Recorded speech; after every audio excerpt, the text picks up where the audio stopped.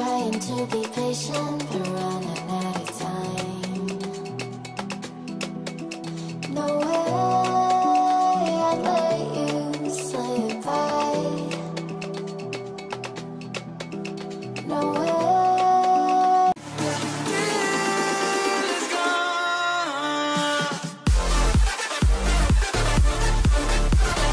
What's up mga Kanoy P? Nagbabalik si Kanoy P for another video. Ngayong araw tatapusin na natin itong battery cage na kulungan ng ating mga manok. Yan nasa likod ko. Lalagyan na natin ng pintuan para may latag na dito sa kulungan mga Kanoy P, para mailagay na rin yung mga manok sa battery cage, no? So ibababa natin yung isa doon at lalagay natin doon sa kabila kasi doon tayo gagawa. Mas maluwang yung space at hindi tayo maiinitan mga Kanoy P. Kaya doon na lang tayo gagawa, no? So baba ko lang yung isang yung isang cage diyan. Nang maumpisan na natin na malagyan ng pintuan sa taas. Tapos nandito pa yung kawayan mga Kanoy P. Hopefully na magkasya yung kawayan natin na gagamitin para sa pintuan niya sa taas. Alright, let's go, let's do this. Ayan, kasama natin si Rinyan na magbubuhat dito sa sa battery cage mga Kanoy P. Baba muna natin tong itong screen na to.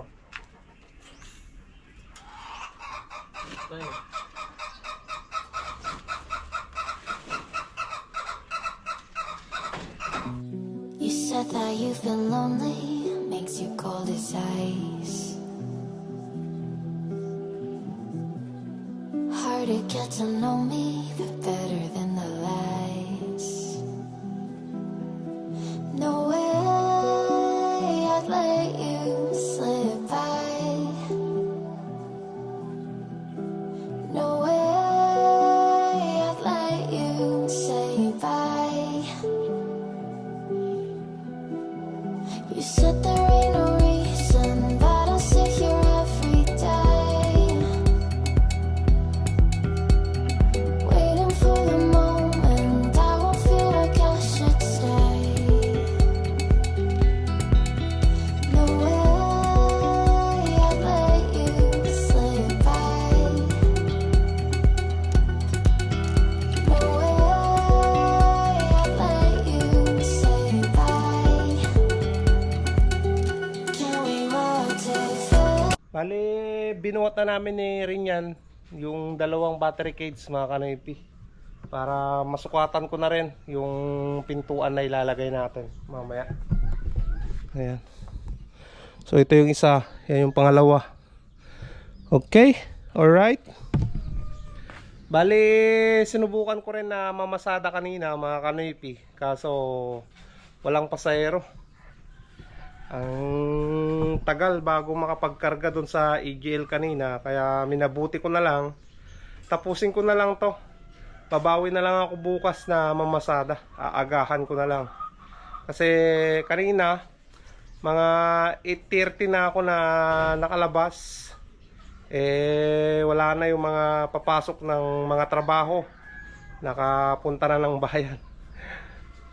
Nagwashing pa kasi ako kay Mia kanina mga Kanoy P, kaya tinanghali ako na lumabas. Ayan, wala tayong nakuha na Naka-isa lang naman ako na pasahero, yung hinatid ko sa sa public market. Tapos si Auntie Libby, mamaya susunduin ko na naman siya. So yan, minabuti ko na lang na gawin itong battery cage ngayong araw para matapos na. Nandito na yung mga kailangan nating mga power tools. Tapos yung kahoy mga Kanoy P, ayan, nandito na. Bali may natira pa doon sa sa istakan natin doon. So umpisan na nating sukat diyan sa gagawin nating pintuan ng mga manok ng kulungan. Alright, 16 mga Kanoy P.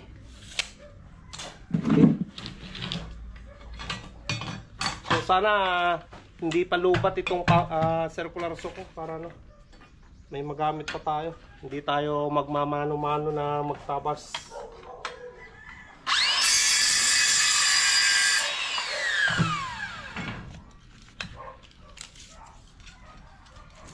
Okay. Alright.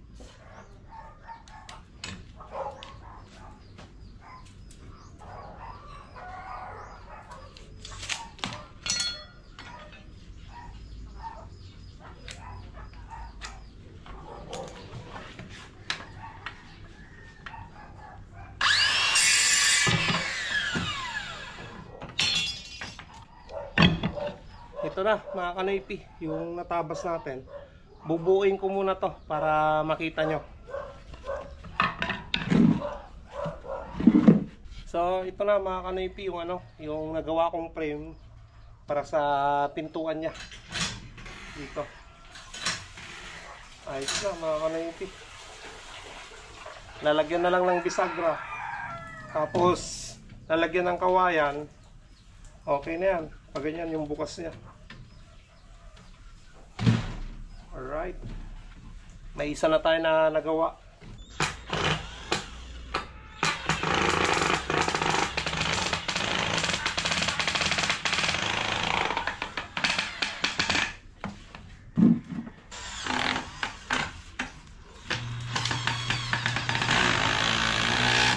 Bale, nakagawa na ako ng mga frame ng pintuan mga kanoypi.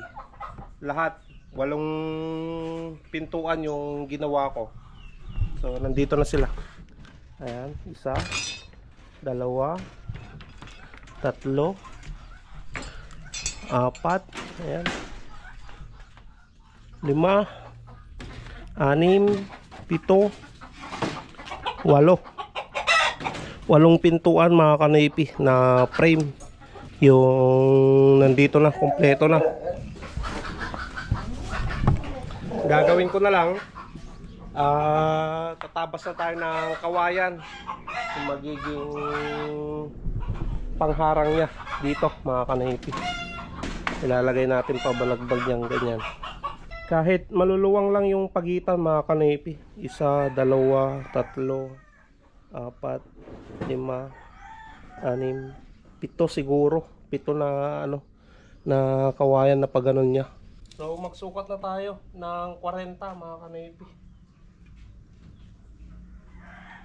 Sana nga magkasya tong ano, 2 kawayan para hindi na tayo humingi ulit.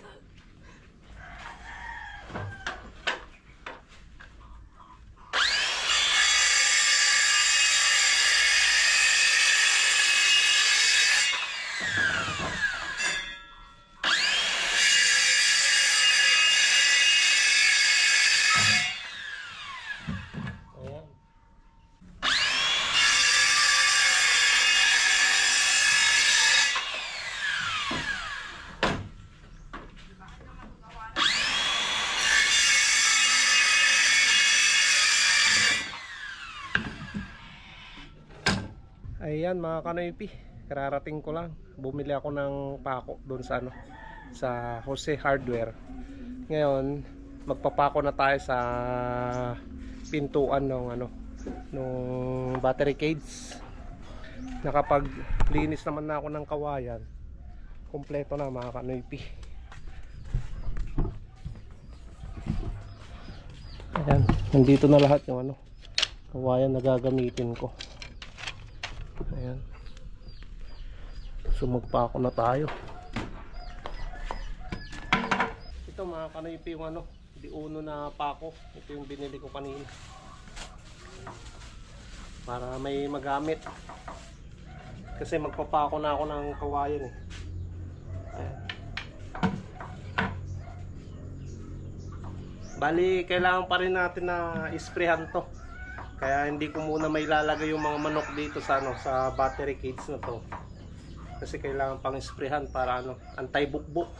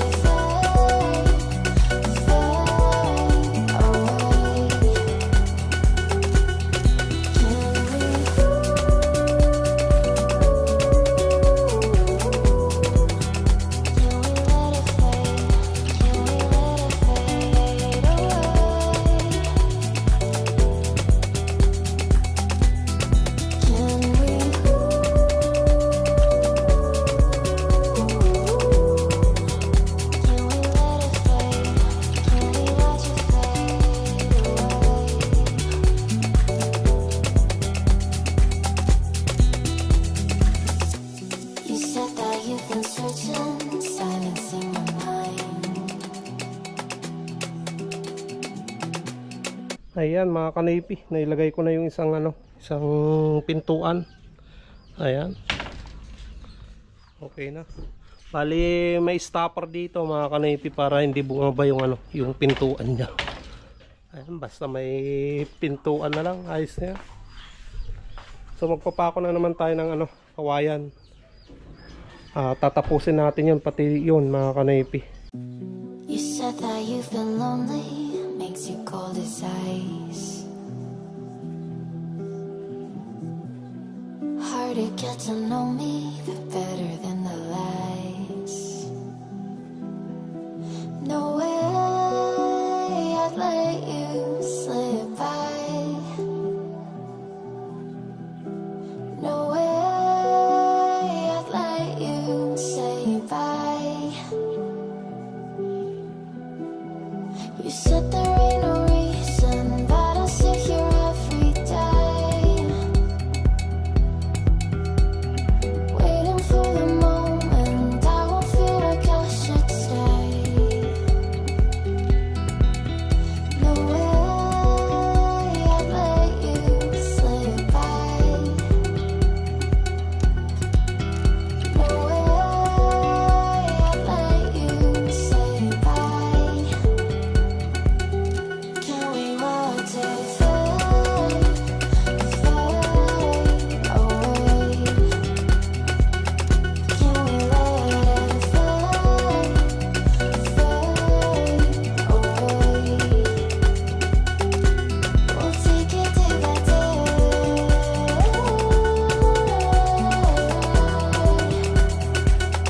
Can we watch it fade, fade away?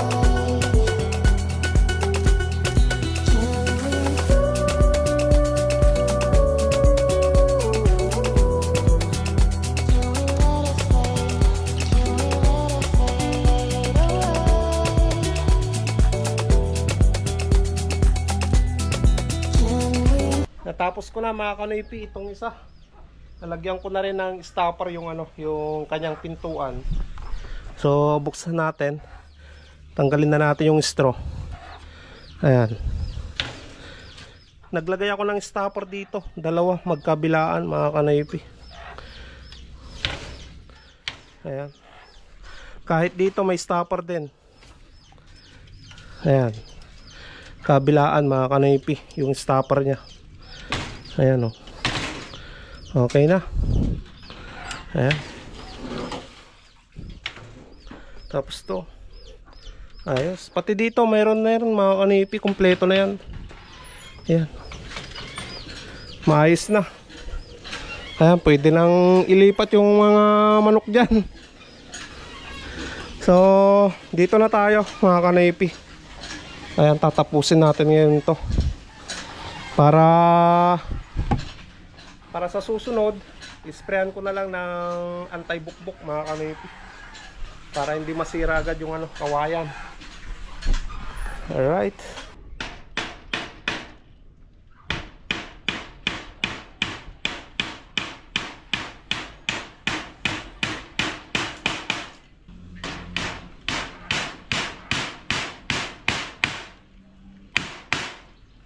Ayan. Ito yung mga kanipi. Ito yung suporta dito sa sa may screen para hindi lumundo. Ayan. Tibay na yan. So pa dito. Tapos sunod ko na yung isa. Okay. Tapos ko nang nalagyan ng brace yung isang battery cage mga kanoypi. Ayan. May brace na. Hindi nalulundo yung yung screen niyan, matibay na. Ayan. Tapos ko na rin nalagyan ng stopper yung yung pintuan. Ito yan mga kanoypi, magkabilaan. Ayan. Tapos doon may mga stopper na yan.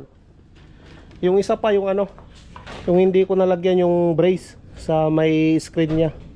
So isusunod ko na yun at para matapos na itong battery cage.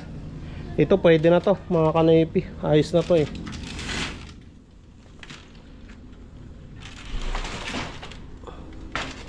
Ayan.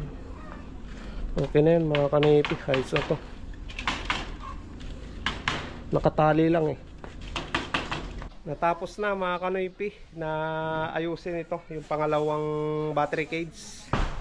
Nalagyan ko na ng ano, ng suporta, brace dito sa baba. Okay na. Ayan. Magliligpit na lang ako ng mga kalat ko dito. Alright. Nailagay na namin dito sa ano, sa lagay ng ano, mga kanoypi, yung pinaglagyan ko ng battery cage. Nagpatulong ako kay Budong. Ayan. Bali, nandito na. Ayan na mga kanoypi. Tignan nyo naman yan. Quality, di ba? Oh. Natapos na yung project ko na ano, na battery cage. Ayan, kitang-kita nyo naman, nasa likod na mga kanoypi, yung battery cage na yan. Kulang na lang yung ano, yung water drinker nila. Tapos yung kainan na lagay ng feeds. So yung ano, yung kulay blue dyan na dating inuman ng mga manok, yan yung gagamitin natin na pakainan nila mga kanoypi. Para hindi na ako bumili ng PVC pipe na gagawing pakainan nila. So yan na lang. Gagawan ko na lang ng ano, lagayan. Tapos yung water drinker sa susunod na lang mga kanoypi na pag-install ng water drinker na yon. Bali, ang gagawin ko diyan, i-sprayan ko muna ng ano, ng pang ano, pamatay bukbok para hindi masira agad yung kawayan na ginamit ko.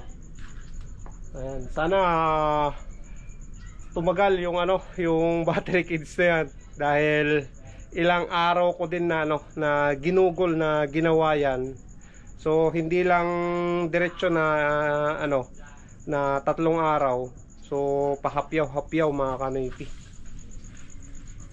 Ayan mga kanoypi, natutuwa ako dahil satisfied yung ano, yung pag DIY ko ng ano, battery cage na yan. Naka-minus talaga. Sobrang laki ng minus na nagastos ko dyan mga kanoypi.